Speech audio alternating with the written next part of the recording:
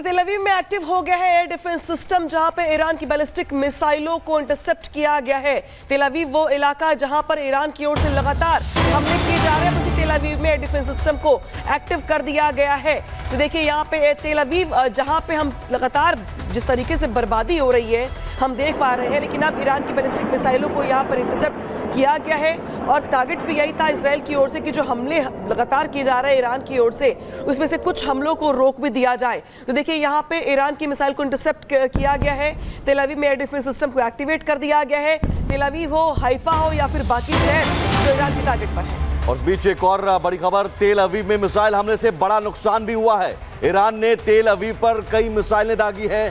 मिसाइलों को इंटरसेप्ट जरूर किया जा रहा है, लेकिन कई मिसाइलें अपने लक्ष्य तक पहुंच जा रही हैं और तबाही हो रही है। और तबाही की तस्वीरें आपकी टीवी स्क्रीन पर।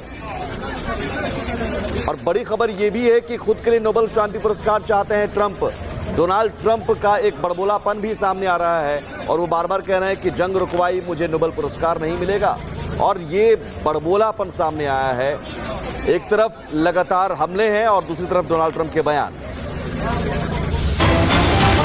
15 लड़ाकू विमानों ने ईरान पर हमला बोला है। पश्चिमी ईरान में बमबारी कर रही है इजरायली सेना। पश्चिमी ईरान में आईडीएफ ने मिसाइल हमला किया है। आईडीएफ के लड़ाकू विमानों से मिसाइल अटैक यहां पर किया गया है। तो देखिए यहां पर इजराइल की ओर से भी हमले रुक नहीं रहे हैं। पश्चिमी ईरान में बमबारी कर रही है इजरायली सेना और आईडीएफ की ओर से यह साफ भी किया गया था कि अब ईरान पर हमले का नया दौर शुरू होगा। तो इसी के तहत पश्चिमी ईरान में आईडीएफ ने मिसाइल से हमला किया है। और पश्चिमी ईरान की जब हम बात करते हैं तो यहाँ पर काफी ज्यादा आप शहरों को देखेंगे जो आर्थिक रूप से काफी समृद्ध है, लेकिन अब इजराइल की ओर से टारगेट पर है पश्चिमी ईरान। और सीधे रुक करते हैं, हमारे साथ जुड़े हुए यूके देवनाथ जी। जिस तरीके से हम सर देख भी रहे हैं, जो हमले रुकने का नाम नहीं ले रहे हैं। अब इजराइल की ओर से पश्चिमी ईरान को टारगेट किया जा रहा है, लेकिन सवाल ये खड़ा होता है कि आखिर कब तक, कितने दिनों तक ये हमले जारी रहेंगे। सबसे बड़ी बात है कि उभय पक्ष जो है इस युद्ध में अपना पूरा जोर आजमाइश कर रहा है, लेकिन पहले किसकी रिसोर्सेज ख़त्म हो जाएंगी।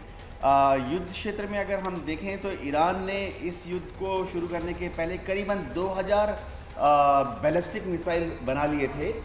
जैसे कि हमने फतेह का नाम सुना, खरामशोर का नाम सुना।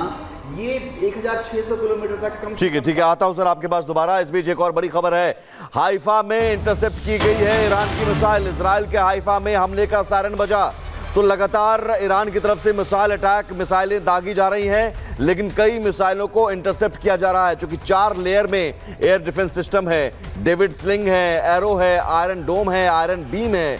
ये 4 जो एयर डिफेंस सिस्टम है वो अपना काम कर रहा है, लेकिन ये जरूर है कि इंटरसेप्टर जो होते हैं वो लगातार उसकी खपत हो रही है। यूके देवनाथ जी हमारे साथ जुड़े हुए हैं। यूके देवनाथ जी, कई मिसाइलें इंटरसेप्ट की जा रही हैं, लेकिन साथ ही साथ कई मिसाइलें अपने लक्ष्य तक पहुंच जा रही हैं। ये एयर डिफेंस सिस्टम जो कि 4 हमने गिनाए हैं कि डेविड स्लिंग है, एरो है, आयरन डोम, आयरन बीम, इंटरसेप्टर की खपत भी तो तेजी से हो रही है और एक हद तक इंटरसेप्टर काम करेगा। एकदम, इसमें कोई शक नहीं कि जैसे ही ईरान एक बैलिस्टिक मिसाइल लॉन्च करता है, अमेरिका ने फॉरवर्ड बेसिस में कुवैत में, अबू धाबी में, कतार में, अपने इराक में, बगदाद के पास अपने सर्विलेंस रेडार बनाए हैं, वो तुरंत पकड़ लेते हैं। तो इजराइल को एक एडवांस फोर वार्निंग मिल जाती है। बैलिस्टिक मिसाइल ईरान में पहुंच जाते हैं करीबन 8 मिनट के अंदर। अब होता यह है कि जब इजराइल इन इंटरसेप्टर मिसाइल्स को मारता है हवा की तरफ, तो निर्भर करता है कि कमांडर ने एक बैलिस्टिक मिसाइल पे एक इंटरसेप्टर मारा, 2 मारा या 3 मारा। मैं इसका फर्क बताता हूं। अगर टारगेट बहुत ही स्ट्रेटेजिकली इंपॉर्टेंट है, समझिए लगता है कि ये मिसाइल जो ईरान से आ रही है ये तो नेतन्याहू के घर के ऊपर जाने वाली है, तो जो कमांडर है तुरंत एक डिसीजन लेता है कि वो 3 इंटरसेप्टर मिसाइल से एक साथ इस बैलिस्टिक मिसाइल पर दाग देगा, क्योंकि वो जज करते हैं कि ये नेतन्याहू के घर की तरफ जाने वाली है। तो इससे क्या होता है, इंटरसेप्टर मिसाइल्स की खपत बहुत ज़्यादा बढ़ जाती है। लेकिन हाँ, ईरान भी इस युद्ध में बहुत तेज़ी से अपने आर्म्स अम्युनिशन को कंज्यूम कर रहा है। इस युद्ध के शुरुआती दिनों में मोसाद का आकलन था कि ईरान के पास 2000 से ज़्यादा बैलिस्टिक मिसाइल हैं, यानी उनकी रेंज जिनकी 1600 किलोमीटर से ज़्यादा है। खुर्रमशर हो गई, फतेह हो गई। लेकिन हर रोज हम देख रहे हैं कि ईरान 60-70 को फायर कर रहा है। इस बीच सर बड़ी खबर, आगे खबर का रुख कर लेते हैं। ईरान इजराइल जंग के बीच पीएम मोदी का बड़ा बयान सामने आया है और ये कहा गया उनकी ओर से कि आज पूरी दुनिया किसी न किसी तनाव से गुजर रही है। आज कई क्षेत्रों में अशांति है, अस्थिरता है जो बढ़ गई है। सभी का कल्याण ही हमारा कल्याण है, भारतीय संस्कृति है ये। और देखिए पीएम मोदी की ओर से ये बयान दिया कि अंतर्राष्ट्रीय योगा दिवस के मौके पर। हालांकि पीएम मोदी की ये बात देखिए कितनी हद तक सही है, जहां पे कई देश युद्ध के मुहाने पर खड़े, तनाव दिखाई दे रहा है।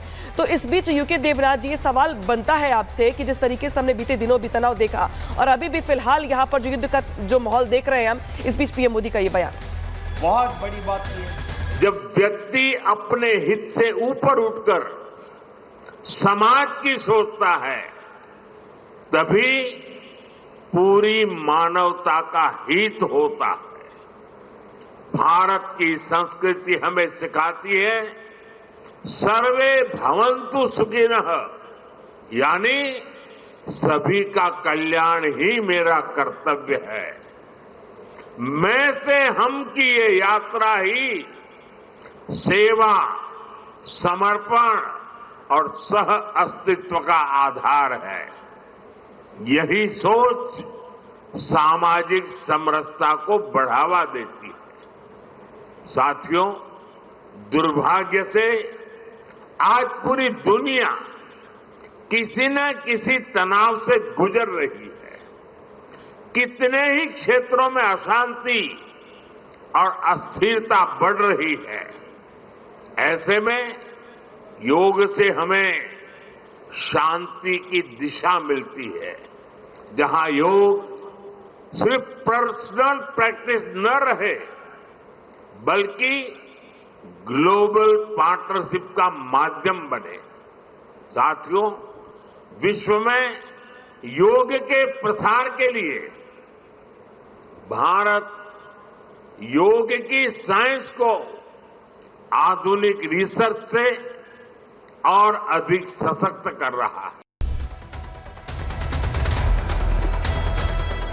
नमस्कार, मैं हूं विवेक श्रीवास्तव। आप देख रहे हैं रिपब्लिक भारत। एक बड़ी कवरेज हम लगातार कर रहे हैं। लगातार हम आपको ईरान और इजरायल के जंग के बीच के अपडेट बता रहे हैं। युद्ध का 9वां दिन है आज और लगातार 9 दिनों से ये दोनों देश एक दूसरे पर प्रहार कर रहे हैं। खबर ये आ रही है, बड़ी बड़ी अपडेट से आ रही हैं, इसी पर करेंगे चर्चा। मेरी सहयोगी प्रियंका मेरे साथ होंगी और यूके देवनाथ सर भी हमारे साथ होंगे। बुलेटिन की शुरुआत एक बड़ी खबर के साथ कर लेते हैं। बिल्कुल बड़ी खबर बता देंगे। ईरान ने इजराइल पर अटैक का ये 18वां चरण लॉन्च किया है। युद्ध के 9वें दिन भी दोनों देशों में जबरदस्त जंग, मिसाइल, ड्रोन से लगातार अटैक कर रहा है ईरान। तो ईरान जो है वो युद्ध के 9वें दिन भी जबरदस्त तरीके से मिसाइल और ड्रोन से अटैक कर रहा है। दोनों ही तरफ से तबाही की खौफनाक तस्वीरें सामने आ रही हैं। ईरान ने इजराइल पर अटैक का 18वां चरण लॉन्च कर दिया है।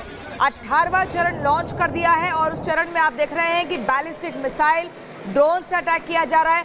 ये आग की लपटें उठ रही हैं। अभी तक हम दिखा रहे थे कि ईरान ने इजराइल का तेल अवीव शहर टारगेट पर लिया, जो कि एक रिहायशी शहर इलाका माना जाता है।